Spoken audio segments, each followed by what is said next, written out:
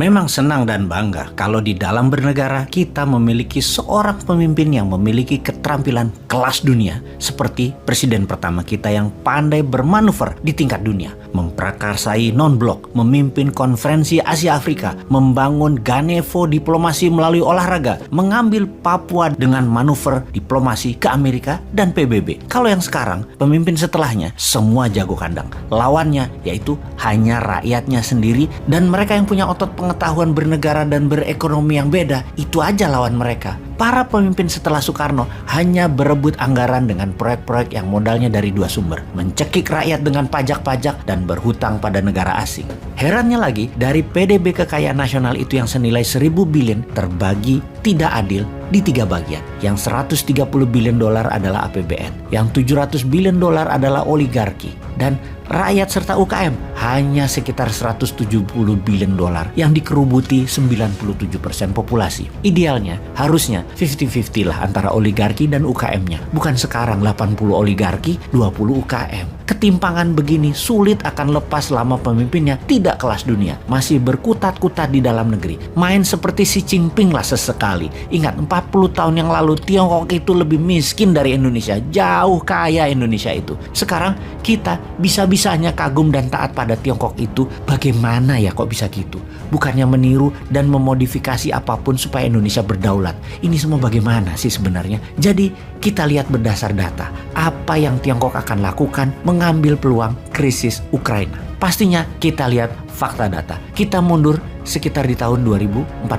Ketika itu Rusia mencaplok Crimea, sebuah wilayah berdaulat di Laut Hitam, baratnya Rusia. Tiongkok membela Rusia dengan mengatakan pihak barat yang memulai pertikaian tersebut sehingga Rusia harus turun tangan mengatasinya. Kita lanjut di tahun 2022 ini. Tiongkok kembali membuktikan kesetiakawanannya dengan Rusia dengan menuliskan di headline berita nasional Tiongkok, Amerika menggunakan krisis Ukraina untuk mensahkan gerakan militer di Eropa, di mana kita tahu bahwa bagi Amerika perang adalah profit. 25% pendapatan negara Amerika adalah dari mesin perang, jualan senjata, dan untuk senjata tersebut Amerika harus create demand, harus menciptakan demand dengan adanya perang tersebut. Di sini Tiongkok membawa framing Amerika lah yang sesungguhnya ingin perang di Ukraina. Inilah strategi komunikasi Tiongkok, blame the West. Strategi kedua Tiongkok bagaimana? Semua musuh Amerika adalah mitra bisnis Tiongkok. Strategi ini dalam akademi militer istilahnya adalah flanking attack, mengambil musuhnya lawan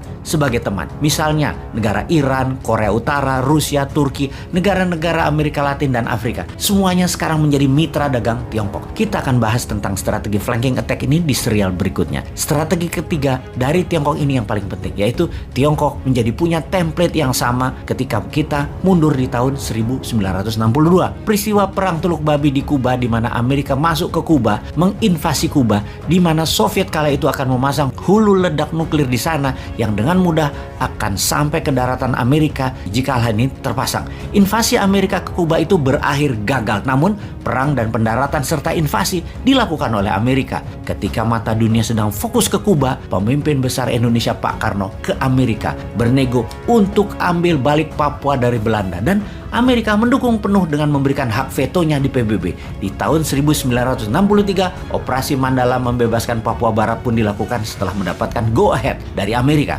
Amerika sisi lain mendapat izin di Grasberg sebagai kompensasinya. Strategi pintar Soekarno memanfaatkan krisis Kuba. Dan apa yang dilakukan oleh Tiongkok di tahun 1962 di saat yang sama itu? Apa yang terjadi? Tiongkok serang India. Jadi strategi ketiga Tiongkok pada saat krisis Ukraina menjadi perang Ukraina kemungkinan besar adalah benar, menyerbu Taiwan. Dan jika itu benar terjadi atau mendekati terjadi, apa yang dilakukan pemimpin besar Indonesia Tuan Lord akan lakukan? Ambil balik Timur-Timur, printing money berbasis proyek untuk membangun 50 kawasan ekonomi khusus, atau tetap wondering what happened, teuing aya naon di dunia, nu penting mah proyek urang mah jalan.